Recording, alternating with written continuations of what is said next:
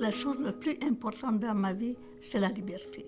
J'entrevoyais aucune issue en Hongrie. Alors, quand j'ai entendu qu'il y avait des brèches à la frontière, alors j'ai décidé de partir. J'avais 18 ans à ce moment-là. Très chère mère, je t'écris cette lettre en sachant qu'elle n'arrivera probablement jamais à destination. Si jamais elle te parvient, elle aura sûrement été censurée par les autorités de notre pays. Je voulais seulement que tu saches ce que j'ai vécu durant ce périple. En quittant la Hongrie, je suis arrivée en Autriche dans la nuit, où des gens de la Croix-Rouge qui nous attendaient dans les champs. Ils nous ont amenés dans un genre de camp. On était des centaines. Et l'idée pour eux, c'était de nous envoyer le plus tôt possible ailleurs. J'ai monté dans un train sans savoir où le train allait. Mon train est arrivé en France, à Montluçon, dans un camp pour réfugiés. Je suis arrivée à l'entour du 30 novembre et je suis repartie de là le 14 janvier 1957. J'ai pris le bateau et 7 jours après, je suis arrivée à Halifax, Canada, au quai 21, où tous les émigrants arrivaient en ce moment-là. Il faut dire aussi que je ne parlais pas la langue, ni le français, ni l'anglais. Une nouvelle vie commence pour moi, ici, dans ce grand pays appelé Québec, qui, si j'ai bien compris, est un pays dans un pays. À un moment donné, le policier qui m'a amené à Drummondville est revenu et m'a apporté 2 livres, un dictionnaire hongrois et un livre pour apprendre le français. Qu'à partir de ce moment-là, toutes les soirs, j'étais dans les livres et j'apprenais la langue. Moi, je me sentais terriblement seule, mais je crois que administrativement, au moins, on était suivi par les instances gouvernementales. Durant mon apprentissage de la langue française, j'ai fait une découverte surprenante. Bizarrement, les mots comme guerre, bataille, fusillade et mort sont féminins. Par contre, amour, bonheur, sein, lait, pain sont tous masculins. Comme tu vois, j'ai du travail devant moi si je veux me faire comprendre et comprendre les autres. Il fallait que je trouve ma place. Alors je suis partie, j'ai pris l'autobus pour Montréal et en sortant de la gare de l'autobus, j'ai trouvé un parc où je me suis assise et la peur qui s'installe aussi, et surtout quand un homme m'a passé et m'a dit « Bonjour, jeune fille ». Évidemment, comment on se sent quand une jeune fille se fait dire « Bonjour, jeune fille » dans une ville inconnue. Alors j'ai eu peur et je me suis sauvée. Je me disais, il faut que je trouve un endroit où dormir. Et en face de moi, je trouvais un magasin où les gens sortaient, rentraient.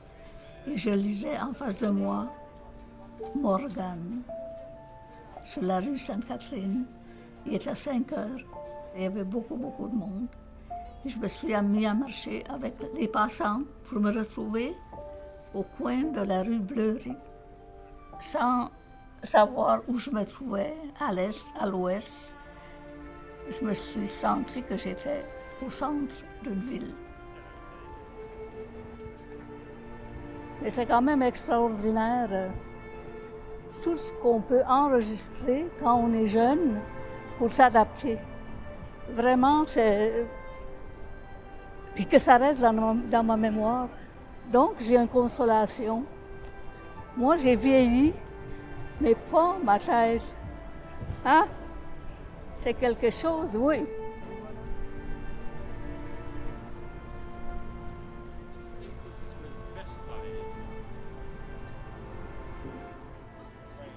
Quand je cherchais la chambre, j'étais convaincue que j'en trouverais pas. J'étais convaincue que je dormirais dans la rue. Ma première nuit à Montréal, c'était sur ce coin ici.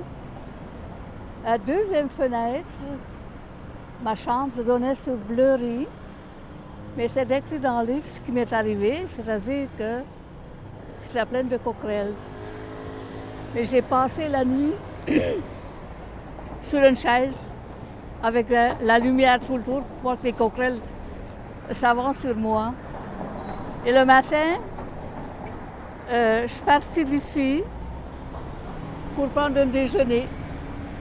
Je suis partie vers l'ouest et fini par trouver un tout petit restaurant. Alors j'ai demandé la serveuse, puis on m'a répondu qu'en anglais.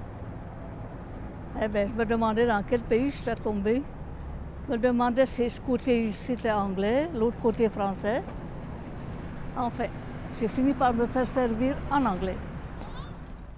Personne ne prend le temps de dialoguer avec moi, de me demander tout simplement « Comment ça va? Comment as-tu fait pour arriver jusqu'ici? C'est comment d'où tu viens? Comment se sent-on quand on est étrangère? » Et moi, je répondrai longuement à toutes les questions. Mais c'est un rêve puisque personne ne m'adresse la parole. Si quelqu'un le faisait, comment répondrais-je et dans quelle langue le ferais-je? À Athabasca, j'ai rencontré un garçon et nous avons lié d'amitié. Quand lui, il est parti pour l'université à Montréal, ben, il m'a proposé de m'aider si je voulais aller à Montréal. Il a trouvé l'église hongroise, alors il m'a amené dans la communauté et c'est un prêtre qui m'a reçu. Et finalement, je ne me suis pas identifiée à cette communauté. Et j'ai fait mon chemin sans eux. Mais j'ai rencontré en même temps le libraire sur le boulevard Saint-Laurent, près de Sherbrooke. Et en jasant avec lui, il m'a dit, tu sais, il y a un hôpital qui vient d'être construit, ça fait pas longtemps, l'hôpital Maisonneuve. Alors, je suis allée à l'hôpital Maisonneuve. On m'a reçu aussi et on m'a engagée comme garde-bébé. J'étais tellement heureuse à ce moment-là. Travailler, être libre de choisir mon emploi de temps. Mais il y avait un hic. J'ai rencontré une infirmière qui travaillait sur le même étage que moi. Et je lui dis tout simplement, il faut que je trouve un appartement. Ben, elle me dit, moi aussi. Alors, cherchons ensemble. Et c'est comme ça que j'ai rencontré Madeleine et que nous avons partagé un appartement.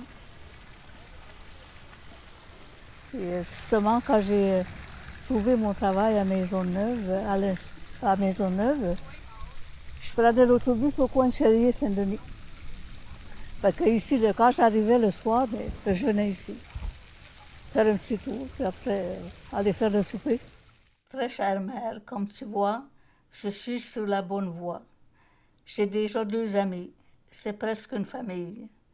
Fini la dernière solitude. On habite près du jardin botanique de Montréal.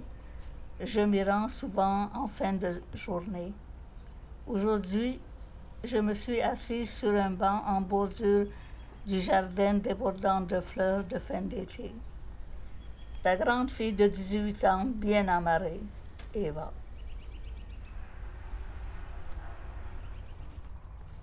Voici le banc 50 ans plus tard.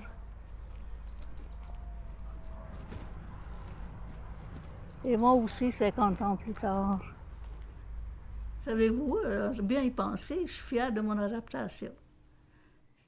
Il faut s'adapter, il faut s'intégrer, mais pas s'assimiler. Parce que quand on s'assimile, on perd sa propre culture, on perd sa langue. Puis en même temps, mais on n'apprend pas vraiment la culture des lieux du pays où on arrive. Alors, on n'a plus rien. On a perdu notre culture, on n'a pas la culture, le pays où on veut s'adapter.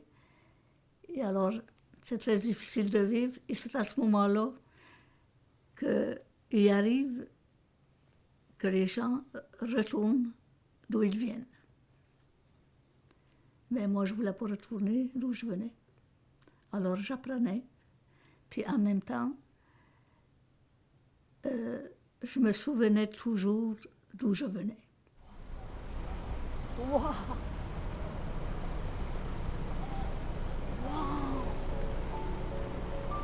Si moi je suis venue ici, c'est pas pour l'argent, pas pour devenir riche à millions, c'est pas le but. C'était une vie digne d'un être humain qui est libre, qui fait ses propres choix. En tant que femme, c'est encore, je pense, plus fort. Puis je suis arrivée juste au bon moment où le Québec s'ouvrait. Et Duplessis, pas parce que je suis contente qu'il soit mort, mais qu'il disparaissait. Et le sage qui est arrivé avec ses programmes, et René Lévesque, etc., les libéraux, le Parti québécois, qui ont vraiment ouvert le pays avec l'Expo 67. C'est là, je pense, que le Québec a fait « on existe », puis les autres peuvent venir chez nous. Puis c'est un pays vraiment qui donne une légèreté. Pas de guerre, pas de peur. Espérons, là.